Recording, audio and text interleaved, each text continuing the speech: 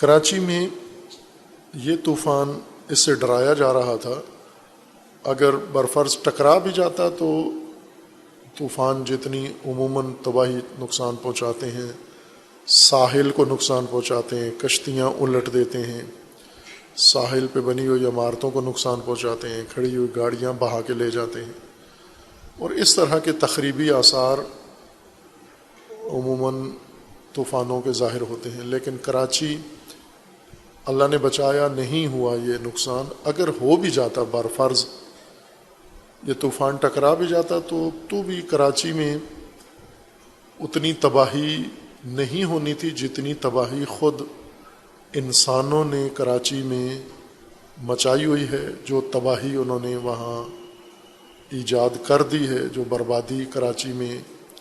ٹھونس دی ہے کراچی والوں کے اوپر۔ حقیقت میں کراچی والے ایک عذاب کی زندگی گزار رہے ہیں۔ ان کے پاس پینے کا پانی نہیں ہے، اور پینے کا پانی 2 ہفتے پہلے وزیر اعظم گئے تھے کراچی میں، اور وزیر خارجہ، موجودہ وزیر خارجہ بلاول بھٹو، انہوں نے استقبالی تقریر میں وزیر اعظم کو یہ شکوہ کیا کہ میں ملک کا وزیر خارجہ ہوں اور میں کراچی میں اپنے گھر میں ٹینکر سے پانی خریدتا ہوں، یعنی میرے گھر میں بھی پانی نہیں آ رہا۔ سندھ میں حکومت بھی انہی کی ہے، اور ان کے ہاں تو دودھ و شہد کی نہریں ہیں، لیکن پانی ٹینکر سے لیتے ہیں۔ پھر لوگوں نے ان کی تھوڑی سی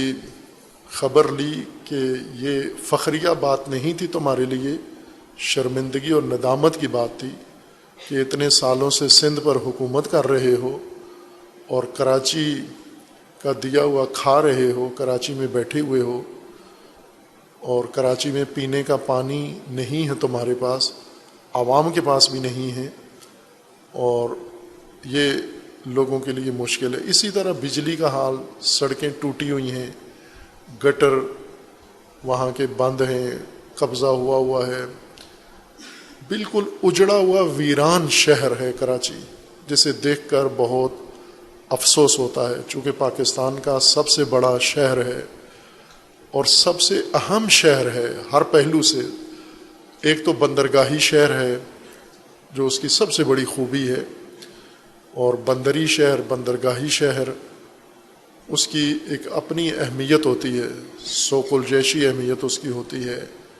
اقتصادی اہمیت ہے اس کی، اور اسٹریٹجک اہمیت اس کی ہوتی ہے۔ بندرگاہ پہ کسی شہر کا ہونا یا شہر کا ساحل پہ ہونا، یہ تمام تاریخ میں اہم گنا جاتا رہا ہے، اور آج شاید پہلے سے کہیں زیادہ اہمیت ہے۔ اور کراچی آباد شہر تھا کسی زمانے میں، اور بارونق شہر تھا، پاکستان بھر کو روزگار دینے والا شہر تھا، پاکستان بھر کو ملازمتیں دینے والا شہر تھا، پاکستان کی اقتصادیات کا بڑا بوجھ کراچی نے اٹھایا ہوا تھا۔ اور اسی طرح کراچی کی بہت خوبیاں ہیں، اس میں کوئی شک نہیں ہے، اور آج بھی اس کی وہی اہمیت ہے، لیکن کراچی باری باری کچھ لوگوں نے کراچی کو تباہ کیا۔ کراچی کی تباہی ضیاء الحق کے زمانے سے شروع ہوئی۔ ضیاء الحق نے جہاں پاکستان تباہ کیا ہے، وہاں بہت نقصان پہنچایا اس شخص نے اور اس کی حکمت عملی نے۔ ابھی تک پاکستان سے ضیاء الحق کی نحوست ختم نہیں ہوئی۔ دہشت گردی، تکفیری جماعتیں، تشدد پسندی، افغانستان کا مسئلہ، اس نے پاکستان کی جان نہیں چھوڑی، اور پاکستان موجودہ حالت میں جو پہنچا ہے، اس میں ضیاء الحق اور اس کے معاونین اور اس کے ساتھیوں کا، مذہبی اور فوجی ساتھیوں کا بہت بڑا ہاتھ ہے، چونکہ اس نے مذہب کو بھی استعمال کیا، فوج کو بھی استعمال کیا اپنے اقتدار کے لیے، اور نتیجے میں فوج کو بھی تباہ کیا، ملک کو بھی تباہ کیا، اور قوم کو بھی برباد کیا، شہروں کو ویران کیا۔ اور ان کی اس نحوست کی علامتوں میں سے ایک کراچی ہے۔ کراچی میں انہوں نے چونکہ ذوالفقار علی بھٹو کو شہید کر کے اس نے ضیاء الحق نے اقتدار اپنا مضبوط کیا، سندھ ذوالفقار علی بھٹو کا صوبہ تھا، کراچی میں اس کی مقبولیت تھی، اس نے پیپلز پارٹی کا زور توڑنے کے لیے، طاقت توڑنے کے لیے، کمر توڑنے کے لیے کئی حربے استعمال کیے ضیاء الحق نے، جن میں سے ایک ایم کیو ایم مہاجر قومی موومنٹ کے نام سے تنظیم بنائی، جو یونیورسٹی کے طلباء کی بنائی تھی۔ وہ طلباء جو پڑھائی کے لیے نہیں جاتے بلکہ غنڈہ گردی کے لیے اوباش قسم کے جاتے ہیں اور ڈنڈے مار ہوتے ہیں، ان کی تنظیم مہاجر قومی میں بنا کے اس کو قومی جماعت کا درجہ دیا۔ پھر اس کے ذریعے پیپلز پارٹی کی کمر توڑی، جماعت اسلامی کی کمر توڑی جو کراچی میں مضبوط جماعتیں تھیں، سندھیوں کی کمر توڑی، سندھ جو خاص ایک نظریہ یا رجحان ہے سندھ کے اندر، اور کراچی میں ان کا غلبہ تھا۔ اور اس طرح اس شخص نے کراچی کی ویرانی کی بنیاد رکھ دی، اور شہر اس جماعت کے قبضے میں آ گیا۔ اس جماعت کے لیڈر، انہوں نے جو ظلم کیا، جو پاکستان کی تاریخ میں بے مثال ظلم کیا، انہوں نے اپنے مہاجروں پر کیا، دوسری جماعتوں پر کیا، پٹھانوں پر کیا، پنجابیوں پر کیا، ہر طبقہ اس قدر وحشتناک ظلم کیا۔ کراچی لاشوں سے بھرا ہوا ہوتا تھا، بوریوں میں بند لاشیں، جگہ جگہ سڑکوں پہ، محلوں پہ، اڈوں پہ بوریوں میں بند لاشیں، اور لوگ اٹھتے صبح تو انہیں توقع ہوتی تھی ابھی کتنی بوریاں کس کس کی پڑی ہوں گی، اور اس طرح وحشتناک کارروائی کی انہوں نے۔ بعضوں نے لکھا ہے، اس تاریخ کو قلم بند کیا ہے، کتابوں کے اندر موجود ہے، ہر چند وہ کتابیں اتنی عام لوگوں کے مطالعہ میں نہیں ہیں، لیکن اس کی آگاہی ہونی چاہیے ہماری موجودہ نسل کو کہ ضیاء الحق نے کیا کیا گل کھلائے ہیں۔ اور پھر اس کے بعد ظاہر ہے ان لوگوں نے شہر پہ قبضہ کر لیا، شہر میں اپنے اڈے بنا لیے، نو گو ایریا بنا دیا، اور کراچی شہر کے بجائے ایک انڈر گراؤنڈ مافیا کا گڑھ بن گیا۔ قتل و غارت، بتہ خوری، تاوان، اور ہر طبقہ اس سے شدید متاثر ہوا۔ سب سے بڑھ کر کراچی کا جو بنیادی ڈھانچہ تھا، اقتصادی، تجارت، وہ ساری ویران ہو گئی، اور لوگ کراچی سے اپنا سرمایہ لے کے گئے باہر دنیا میں، کچھ ملک سے باہر چلے گئے، کچھ پاکستان کے دوسرے حصوں میں تتر بتر ہو گئے۔ لیکن پھر بھی کراچی اتنا بڑا تھا کہ اس کے اندر پھر بھی بہت کچھ بچ گیا جو ابھی بھی موجود ہے، لیکن اس کے بعد سے کراچی کبھی سنبھلا نہیں، اونچ نیچ آتی رہی۔ ایم کیو ایم کبھی کمزور، کبھی طاقتور، کبھی اس میں اپنی دراڑیں پڑیں، کبھی دوسرے آتے گئے، لیکن مجموعی طور پر کراچی کبھی اس طرح اپنی پرانی رونق بحال نہیں کر سکا، اور اس میں سیاستدانوں کا، حکمرانوں کا، اسٹیبلشمنٹ کا، سب کا ہاتھ ہے اس کے اندر۔ اپنی سیاست کے لیے، اقتدار کے لیے انہوں نے کراچی کو نابود کر دیا۔ واقعاً افسوس ہوتا ہے، کراچی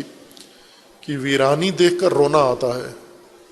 کراچی کی اہمیت کو دیکھیں، کراچی کی تاریخی حیثیت کو دیکھیں، کراچی کے اپنے مقام مرتبے کو دیکھیں، اور اس کے پوٹینشل کو دیکھیں، اور یہ حالت موجودہ، یہ افسوسناک ہے بہت۔ اس لیے طوفان نے اتنی تباہی نہیں مچانی تھی جتنا سیاسی طوفان پہلے کراچی کو ویران کر چکا ہے، تباہ و برباد کر چکا ہے۔ کراچی ساحل پہ ہونے کے باوجود بھی خشک شہر ہے، پینے کا بھی پانی نہیں ہے،